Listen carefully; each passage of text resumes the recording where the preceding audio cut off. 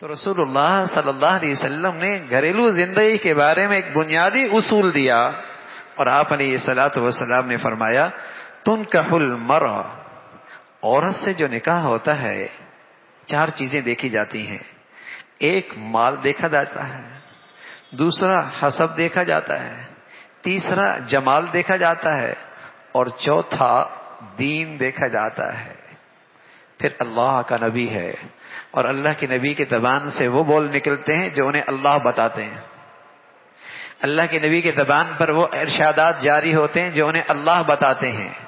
رسول اللہ صلی اللہ علیہ وسلم نے پھر آگے بات فرمائی فاظفر بذات الدین، فاظفر بذات الدین، اگر تیرے نظر میں دین قابل ترجیح ہوا تو پھر تو کامیاب ہو گیا۔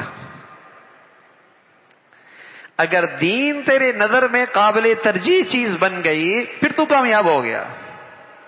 اگر دین کے ساتھ جمال بھی ہو، حسب بھی ہو، مال بھی ہو، نور علی نور، کوئی بری بات نہیں، کوئی بری بات نہیں، لیکن میری دولت دین کے بغیر، میرا حسن دین کے بغیر، میرا حسب نسب دین کے بغیر۔ تو ایک تابعی، ان کی خدمت میں ایک شخص آیا اور آ کر کہنے لگا کہ میں اپنی بیوی اور بیوی والوں کے بیوی کے خاندان میں ایسا ہوں شاید مجھ سے زیادہ گھٹیا کوئی نہیں ہوگا، بڑا مجھے رسوا کیا جاتا ہے، بڑے مجھے ذلیل کیا جاتا ہے۔ یہ حضرت سفیان ابن عیینہ، ان کے خدمت میں ایک شخص آیا کہ میں اپنی بیوی کے ہاں اور اپنی بیوی والوں کے ہاں بڑا ذلیل و رسوا ہوں۔ تو فوراً یہ بھونک گئے، کہا تو نے ان کی سے شادی عزت حاصل کرنے کے لیے کی تھی؟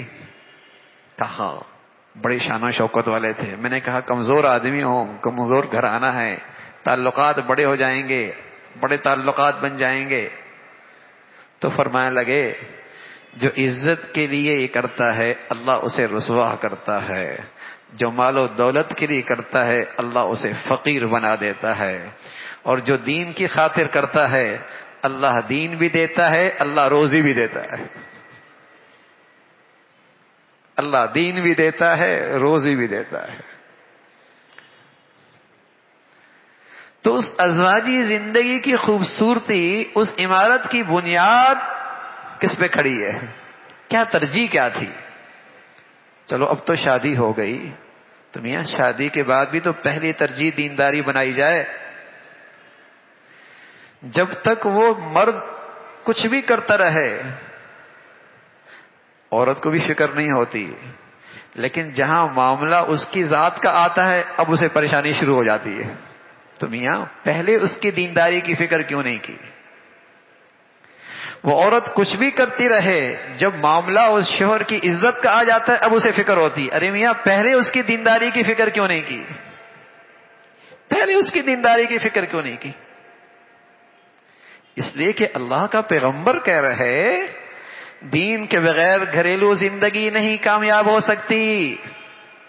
ڈگریوں سے تھوڑی گھر بنتے ہیں بھائی، پیسوں سے تھوڑی گھر بنتے ہیں، دولت سے تھوڑی گھر بنتے ہیں، اسٹیٹس سے تھوڑی گھر بنتے ہیں، فرنیچر اور اچھے ٹائلوں سے اور اچھی آمدنیوں سے تھوڑی گھر بنتے ہیں۔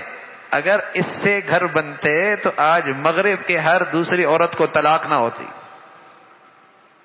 ہر دوسری عورت کو طلاق نہ ہوتی، اور اونچے اور خوشحال گھرانوں میں طلاق اور خلا کی آواز نہ آتی۔